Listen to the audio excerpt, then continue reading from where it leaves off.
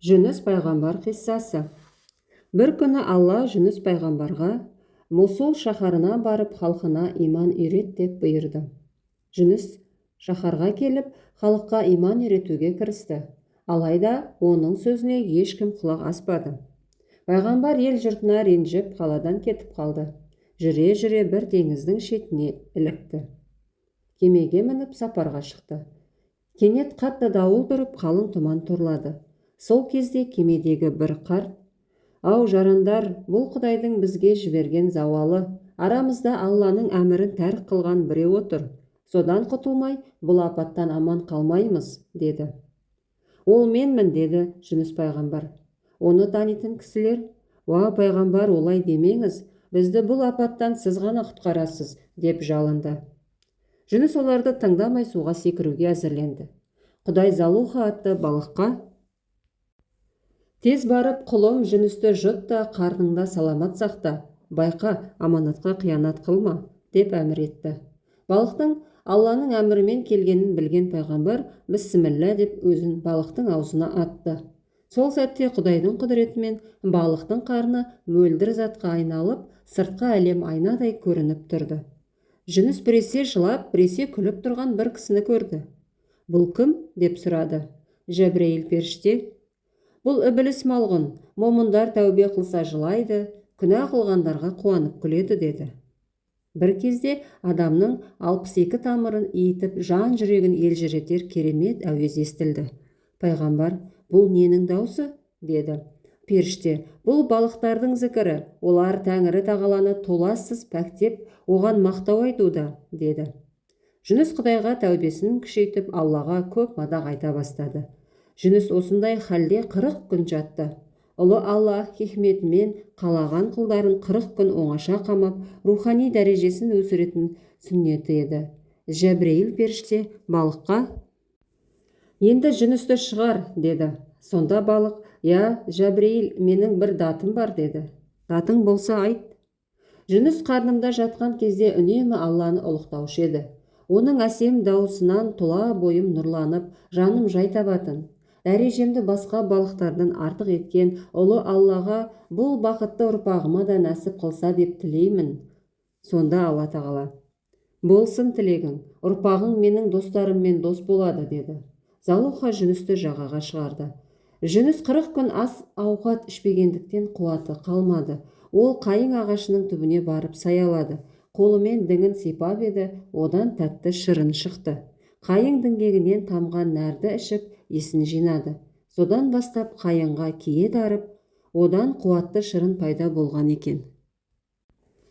Жүніс есін жиған соң Құдай тағала оған: «Сені алдаған ібіліс, халқың иманға келді, енді оларға барып насихатыңды жүргіз», деді.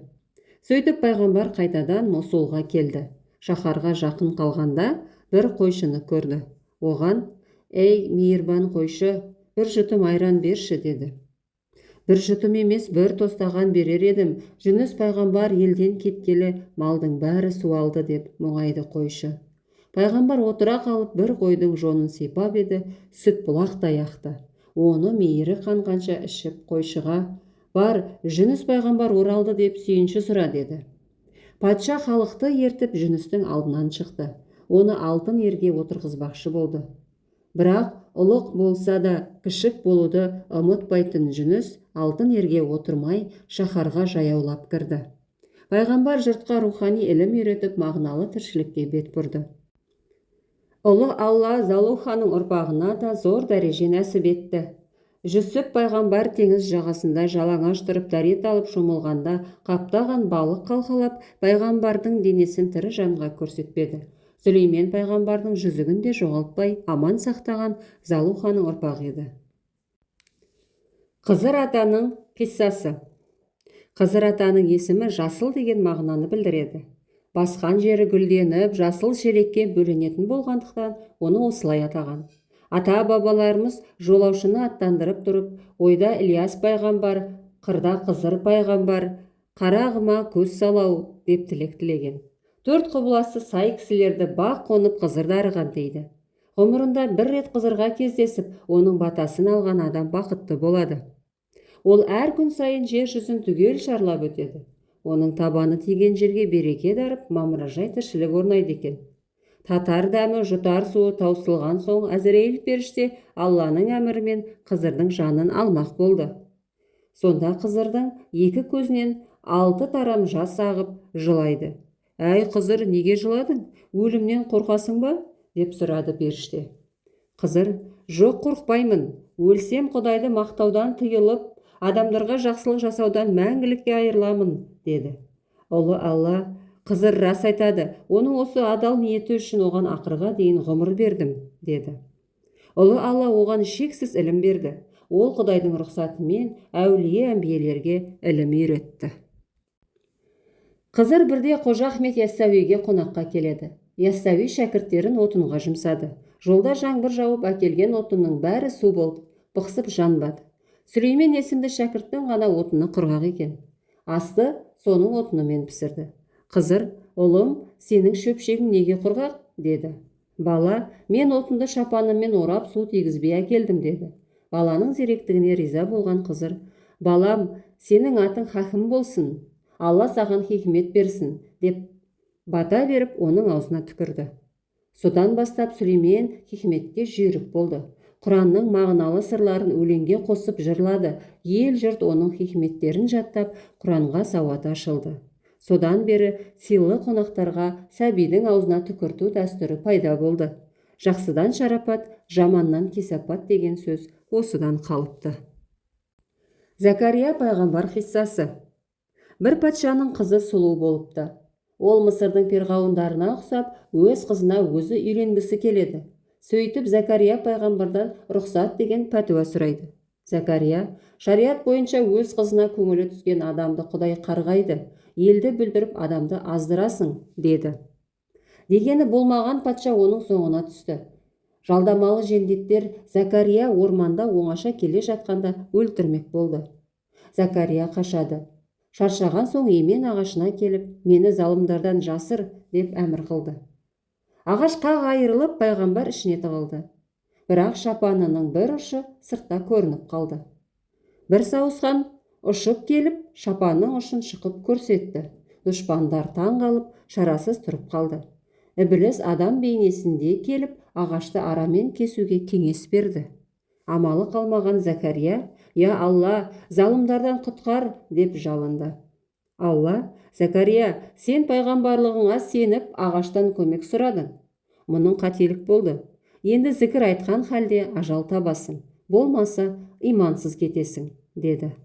Закария араның дыбысына ілесіп зікір айтады. Осылайша Алла алдында абыроймен қаза табады.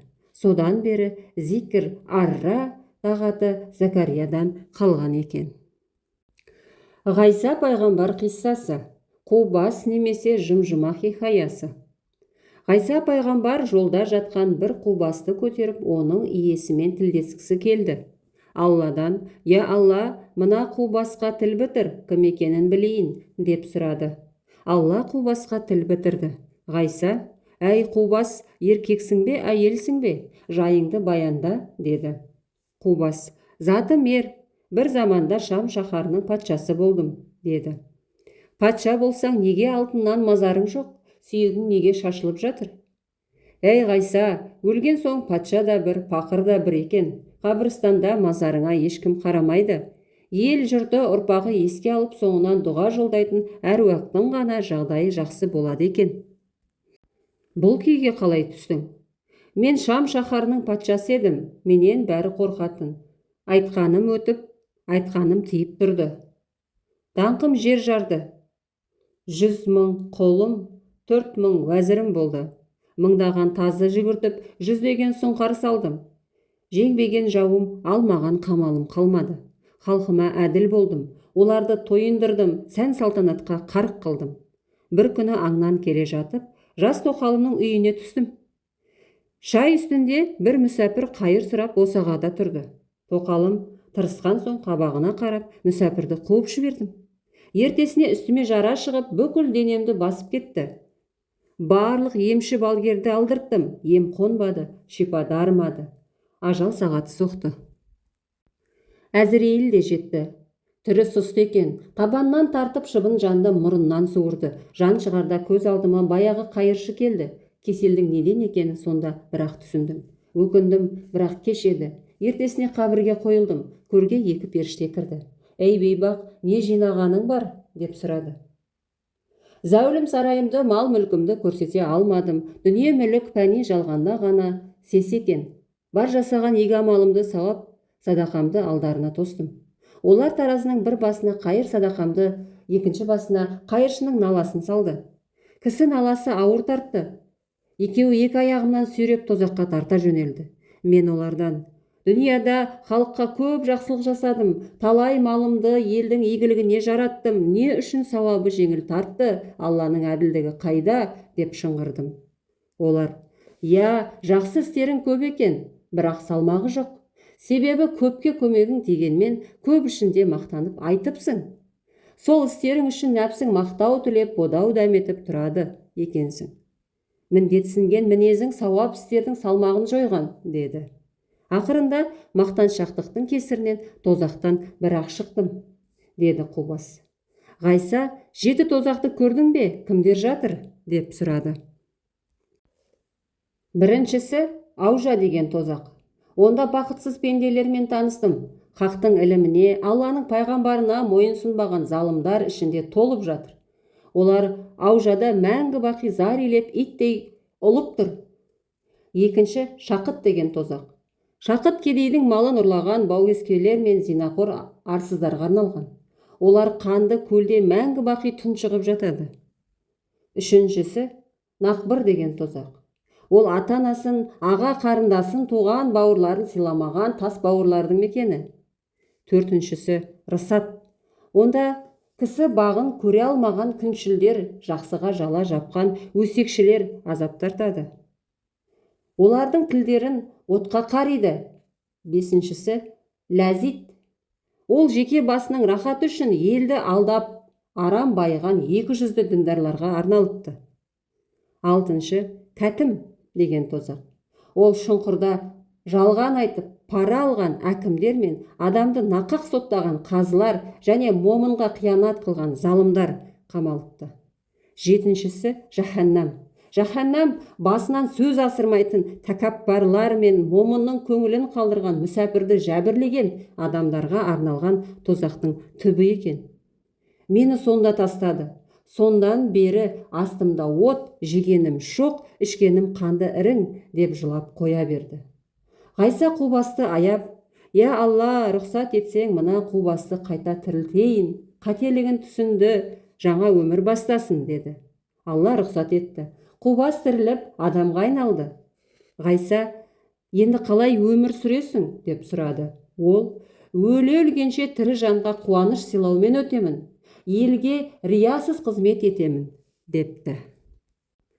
Сайтанның саудасы. Бірде Ғайса 10 ғашыр мен 5 есекке жүк артқан Іблісті көрді. «Әй, Ібліс, қайда асықтың?» деді. «Базарға». «Не апара жатырсың?»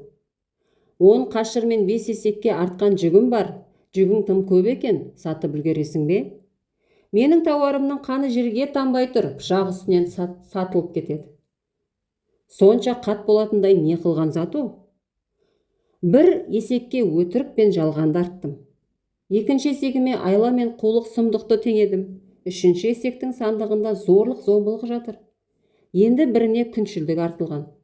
Талтайып жүре алмай келе жатқан мына есегіме тәкаппарлық пен өзімшілдікті арттым. Менің ең тез сатылатын тауарым осылар». Ғайса күліп: «Бұларың киер киім, не ішер ас емес. Оларды кім алады?» деді. «Сенбесең бірге жүр, өз көзіңмен көресің», деді Ібліс. Екеуі базарға келді. Базардағы жұрт Іблістің керуенін тағатсыздана күтіп отыр екен. Ібліс: «Базар әлі қызбапты, қазір бұл базардың саудасын қайнатам», деді де тауарларын шығара бастады. Жұрт ең бірінші өтірікке бас салды. Ібліс ақшаға батты да қалды. Екінші қанар да ашылды. Одан қулық, сұмдық, мекерлік пен айла шықты. Алып сатарлар таласып қалды. Кейбіреулері сол жерден шыға бере үстіне баға қосып қайта сатты. Ібліс ақшаны қабына тоғыта берді. Күншілдік пен іштарлықты күтіп тұрған жұрт үшінші қанарға жабысты. Бұл тауарға көбіне абысын ажыны мен көрші қолаңы мен бақталас қатын қалаштар үйір екен. Олар да бағасына қарамады. Сұраған ақшасын лақтырып тауарды талап алды. Әкім қаралар зорлық зомбылық салынған қаптарды қашан ашады деп күтіп тұр екен. Ібіліс қаптың аузын ашқанда олар бірін бірі таптап кете жаздады. Ақшасын тіпті алтынмен төлеп барлығын сатып алды.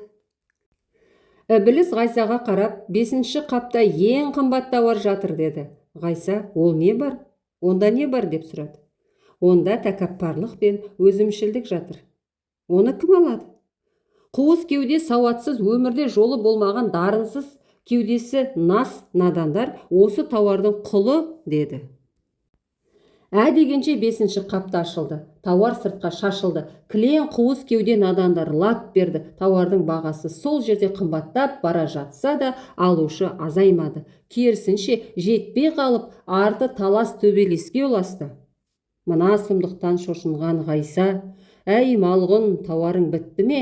деп дауыстап жіберді. Ібіліс, «Жоқ, 10 қашыр жүк әлі ашылған жоқ. Оны да күтіп отырған бір қауым ел бар» деді. «Онда не бар? Қазір көресің» деп қашырдағы жүгін түсірді.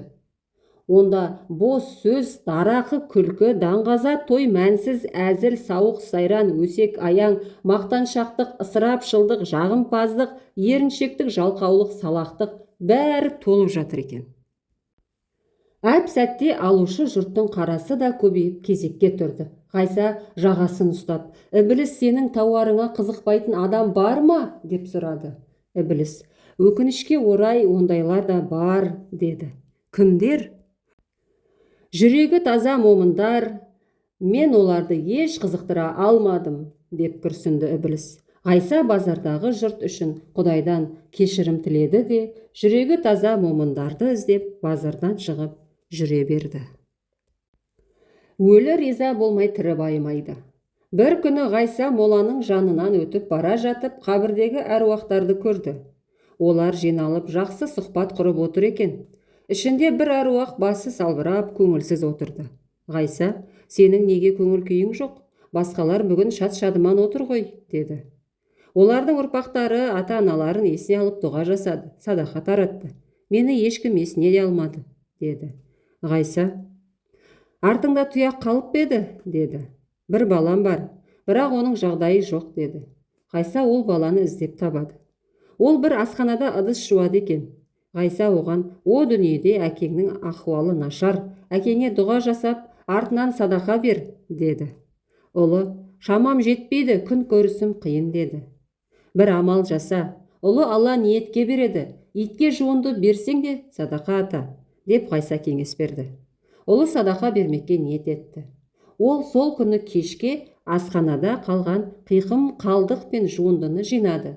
Аулада жатқан қотыр итке тамақ берді. Ит тойған соң аспанға қарап ұлыды. Біраз уақыт өткен соң Ғайса моладағы аруақтарды тағы көрді. Бәрі шат-шадыман екен. Ғайса бұрынғы аруаққа, «Бауырым, жағдайың түзелді ме?» деді. «Иә, менің де соңымнан қайырлы дұғалар жетті. Ұлым бір итке садақа беріпті. Иттің разылығынан ұлы Алла да маған риза болды. Мейірімді Алла менің де ақымды толтырып берді. Ұлыма дән ризамын» деді. Осыдан соң ұлының да ісі алға басып, жағдайы түзеліпті. Өлі риза болмай, тірі байымайды деген сөз осыдан қалған екен деседі. Дұғаның шарапаты. Бір күні Ғайса келе жатып, жолдың жиегіндегі моланы көрді. «Е Алла, бұл мола кімдікі?» деп сұрады. Алла, «Бір пақырдың моласы» деп жауап берді. «Мұның ақыреттік жағдайы қалай?» «Тірісінде құлшылық пен сауаптан мақұрым болған. Тек өлейін деп жатқанда кәлимаға тілі зорға келді». «Апырай, онда жағдайы қиын шығар. Мен тірілтіп түрін көрсем бола ма?» деп рұқсат сұрады. Алла, «Рұқсат» деді. Ғайса дұға қылып еді, өлік моладан тіріліп тұра келді. Қараса сымдай тартылған сымбатты көркем жігіт екен. Екі бетінен нұры тамып тұр. Ғайса түсінбей, «Я Алла, сен мына адамды құлшылық пен сауаптан мақұрым болған сорлы деп едің. Мынаның бет әлпетінен пейіштің лебі есіп тұр ғой» деді. Сонда Алла, «Бұл пақырдың моласы жол үстінде жатыр. Өмірде ғапыл болғанымен жанынан өткен кеткен адам дұға оқып бет сипайды. Жиі оқылған дұғалардың шарапаты оның жатқан жерін жайлы етті, жанын менің нұрыммен шомылдырды, депті.